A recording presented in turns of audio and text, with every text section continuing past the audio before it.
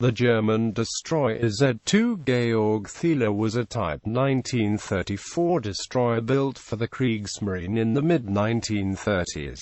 At the beginning of World War II, the ship was initially deployed to blockade the Polish coast, but she was quickly transferred to the German Bight to lay minefields in German waters. During the early stages of the Norwegian Campaign, Georg Thiele fought in both naval battles of Narvik and had to be beached to allow her crew to abandon ship safely after she had been severely damaged by British fire. Design and description: Georg Thiele had an overall length of 119 meters and was 114 meters long at the waterline. The ship had a beam of 11.30 meters and a maximum draft of 4.23 meters. She displaced 2,223 long tons at standard load and 3,156 long tons at deep load. The two Wagner-geared steam turbine sets, each driving one propeller shaft, were designed to produce 70,000 PS using steam provided by 6 high-pressure Wagner boilers. The ship had a designed speed of 36 knots, but her maximum speed was 38.7 knots. Georg Thiele carried a maximum of 752 metric tons of fuel oil, which was intended to give a range of 4,400 nautical miles at a speed of 19 knots. But the ship proved top-heavy in service and 30% of the fuel had to be retained as ballast low in the ship. The effective range proved to be only 1,530 nm at 19 knots. The ship carried 5 12.7 cm SKC 34 guns in single mounts with gun shields, 2 each superimposed, fore and aft. The fifth gun was carried on top of the aft superstructure. Her anti-aircraft armament consisted of 4 3.7 cm SKC 30 guns in 2 twin mounts abreast the rear funnel and 6 2 cm C 30 guns in single mounts. Georg Thiele carried 8 above-water 53.3-CENTIMETER torpedo tubes in 2 power-operated mounts. A pair of reload torpedoes were provided for each mount. 4 depth-charge throwers were mounted on the sides of the rear deckhouse, and they were supplemented by 6 racks for individual depth charges on the sides of the stern.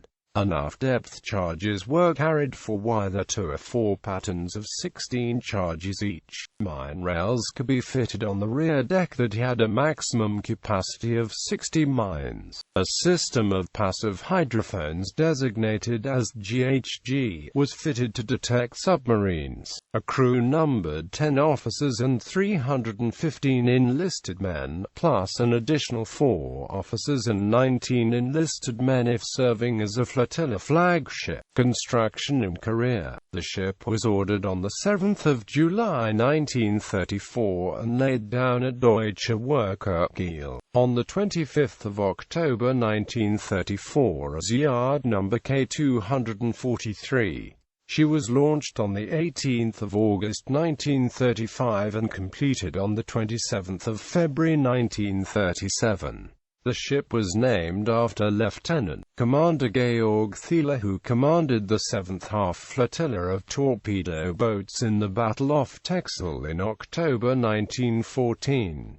Georg Thiele was assigned to the 1st Destroyer Division on 1 December 1937 and made a port visit to Ulvik, Norway in April 1938, together with her sisters Z3 Max Schultz and Z4 Richard Beitzen. Upon her return she was taken in hand by Deutsche Werke to have her bow rebuilt to reduce the amount of water that came over the bow in head seas. This increased her length by 30 meters. The ship participated in the 22nd of August Fleet Review for Adolf Hitler and Miklos Horthy, regent of the Kingdom of Hungary, and the following fleet exercise. In December, Georg Thiele, together with her sisters Z2 Georg Max Schultz, and Richard Beitzen, sailed to the area of Iceland to evaluate the seaworthiness in a North Atlantic winter with the U-boats. On 23–24 March 1939, the ship was one of the destroyers that escorted Hitler aboard the pocket battleship Deutschland to occupy Memel. She participated in the Spring Fleet exercise in the Western Mediterranean and made several visits to Spanish and Moroccan ports in April and May. Days before the outbreak of World War II, in the early morning hours of the 27th of August 1939, Max Schultz accidentally collided with and sank the torpedo boat Tiger near Bornholm. Max Schultz's bow was severely damaged and she had to be towed, stern first, by Georg Thiele until two tugboats arrived and took over the tow to Swinemund. When World War II began, Georg Thiele was initially deployed in the Baltic to operate against the Polish Navy and to enforce a blockade of Poland, but she was soon transferred to the German Bight where she joined her sisters in laying defensive minefields. The ship began a refit in late 1939 that was completed in early April 1940. Norwegian Campaign. Georg Thiele was allocated to Group 1 for the Norwegian portion of Operation Weserübung in April 1940. The group's task was to transport the 139th Mountain Infantry Regiment and the headquarters of the 3rd Mountain Division to seize Narvik. The ships began loading troops on the 6th of April and set sail the next day. The German destroyers reached the Ofot Fjord on the morning of the 9th of April and Commodore Friedrich Bonte took his flagship Wilhelm Heidkamp, Georg Thiele and burned Van Arnhem down the fjord to Narvik. A heavy snowstorm allowed Thiele and Van Arnhem to enter the harbour without challenge and tie up at a pier. The mountain troops immediately began disembarking, but the ships were spotted by the coast defence ship Norge a few minutes later. The latter ship immediately opened fire and was able to fire approximately 13 shells at 600 to 800 meters range before Van Arnhem sank the Norwegian ship with torpedoes. None of the Norwegian shells hit either of the two German destroyers due to the darkness and falling snow. Despite the short range, Thiele and Van Arnhem were the first to refuel from the single tanker that had made it safely to Narvik and later moved to the Ballangen Fjord, a southern arm of the Ofot Fjord, closer to the entrance. Shortly before dawn on the 10th of April, the 5 destroyers of the British 2nd Destroyer Flotilla surprised the 5 German destroyers in Narvik Harbour. They torpedoed 2 destroyers and badly damaged the other 3 while suffering only minor damage themselves.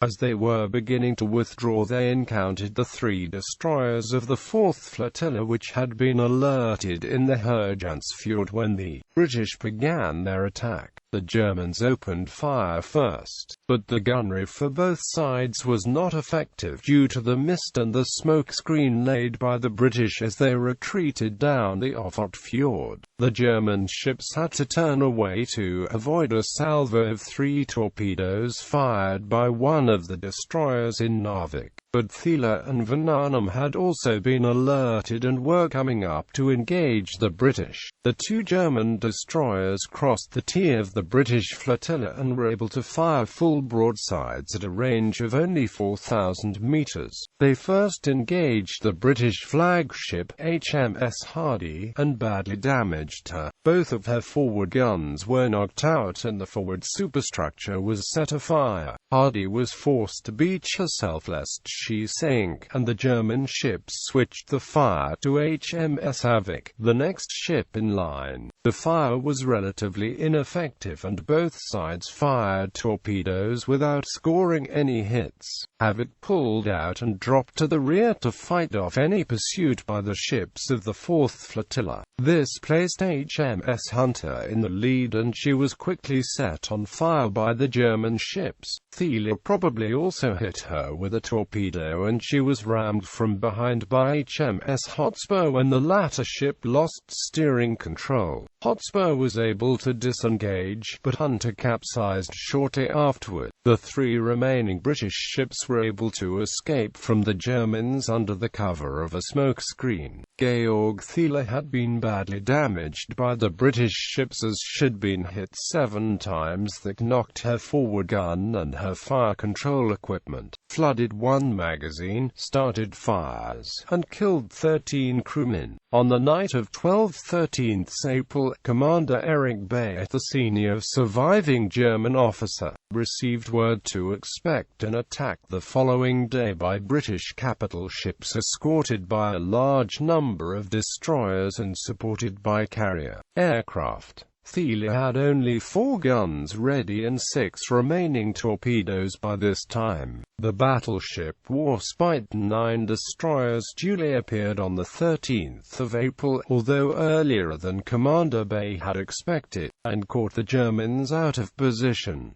The 5 operable destroyers, including Thiele, charged out of Narvik harbour and engaged the British ships. Although no hits were scored, they did inflict splinter damage on several of the destroyers. Lack of ammunition forced the German ships to retreat to the Rombaksfjorden, east of Narvik, where they might attempt to ambush pursuing British destroyers. Thiele still had some ammunition and torpedoes left and took up position at the Straumen Narrows with Z-18 Hans Ludemann to give the remaining 2 destroyers time to scuttle themselves at the head of the fjord. The pursuing British destroyers initially engaged the latter ship until it exhausted its ammo and retreated to the head of the fjord itself and then switched their attentions to Thiele. The German ship struck the first blow when one of her torpedoes blew the bow off Eskimo, but the return fire from the British ships started several fires and damaged her so heavily that Korvettenkaptein Maxekit Wolf, the ship's captain, ordered her run aground to allow her crew to abandon ship safely. 14 men had been killed during the battle and another 28 wounded. The surviving crew of the ship took part in the land fighting at Narvik in the following weeks.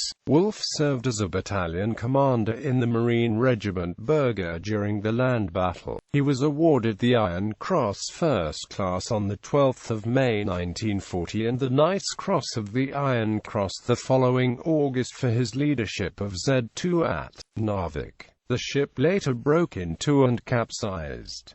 Parts of the bow of Georg Thiele remain visible above the water in Rombaksbotn to this day.